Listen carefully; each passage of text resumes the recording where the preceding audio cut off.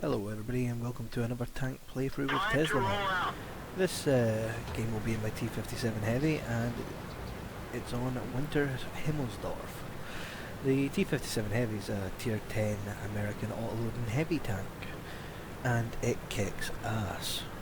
I only got this tank I think it maybe had 50-60 games in it, so maybe a week or so ago, and it is just, well, it owns. So I'm going up the hill in it. It's not particularly quick, so this might not be the best tactic, but this was the tactic I chose on this particular map. XVM will tell you that this game is a 41% chance to lose, or win, or depending on how you look at it. I'm going to prove that that's not necessarily always the case. So, what can I say about this tank? It's got really... the speed's probably its one major down point. I mean, as far as tier 10 heavies go, most of them have sort of pretty adequate speed. You know, the super heavy ones outwithstanding. This thing's not got great armour, but its angles are pretty good. It'll bounce some shots, just don't rely on it too heavily. And its gun is extremely punchy. Okay, what we got up ahead? 1375 tier 7 scout, not worried about that. IS3, same, not worried about that either. I mean, he could probably pen me, but if it came to a straight up firefight, he'd lose.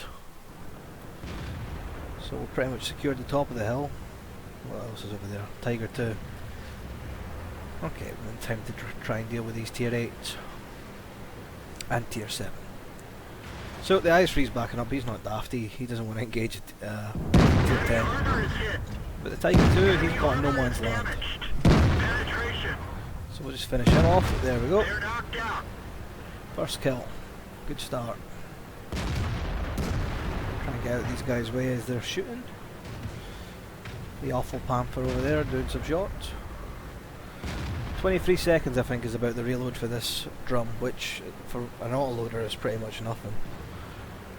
Now I decided to go in and try and take this IS3 on his side armour. Not a wise choice in the end because there is a Jagdpanzer down there, E100, the big one. The one you don't want to be running sideways out into. Still though, try and put a couple of shots at him. I know he's reloading. Trying for the commander's hatch, missed that as well. Okay, bad luck. But if you can't take them from the front, you know what they say, get round the side of them. Which is precisely what I'm trying to do now. And I mean the match is still pretty easy. I've been proxy spotted here by the 1375 who's coming back to try and, I imagine, deal with me. Don't know how he's going to do that. Taking aim. And miss. That was just awful, but I think the Object 140 did nudge me slightly. Excuses. That one went through and the E100 is backed up far enough to put another 2 shots into it. We're 23 seconds out the game. Well, this...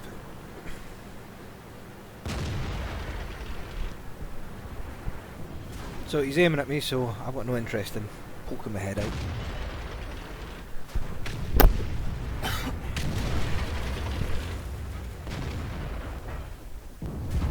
Just missed out on that shot slightly.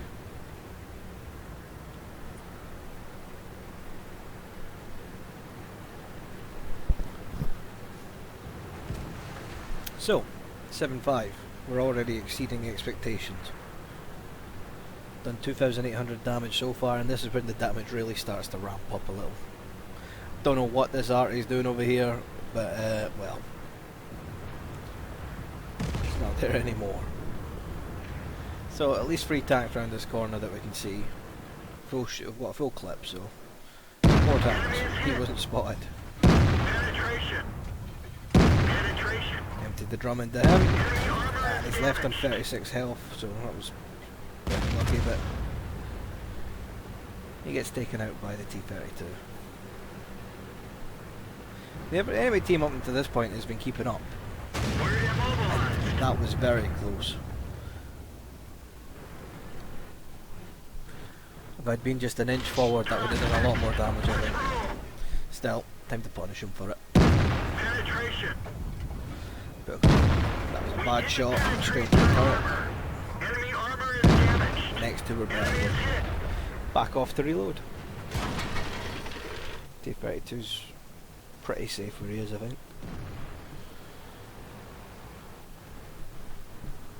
T-34-2's coming round.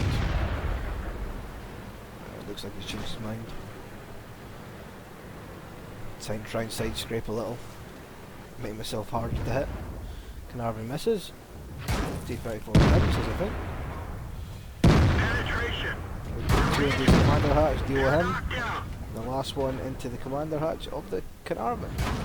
Enemy armor is damaged. I was rocking back and forward a bit when I did that shot, so it was a little bit lucky. The periscope is fixed, but it's still fragile. So, 2 tanks left. And the longer these guys around me wait, the better for me, because obviously I need to wait for these drums to reload before I can do anything. Alright, he takes that target. Okay, time to move in. Keep the tank between me and the IS-8. If you look at the screen there, the object 140 is coming in for him. Puts a shot into him. But the IS-8 returns.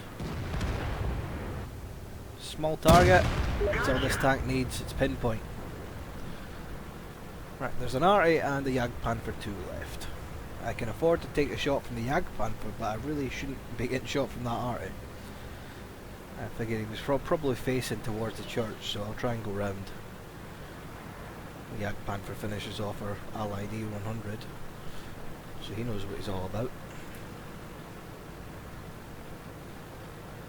Try and see if I can get a shot on him. No.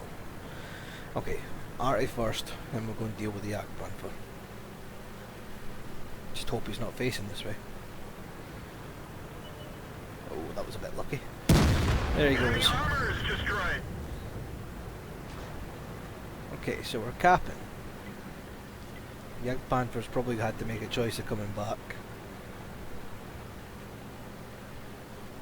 Currently on 4 kills. So there's no chance we're getting a top gun out of this anymore. He was last seen right in front of me, but I think he's coming through. And there he is. That's all she wrote for him. Alright, let's have a look at the after game stats. As you can see, it was my mastery badge, and I got high caliber and Confederate, which is very fair when you see the amount of things I shot at. Team score, obviously, a lot of damage there, but it was spread between me and that E100. He did a lot too.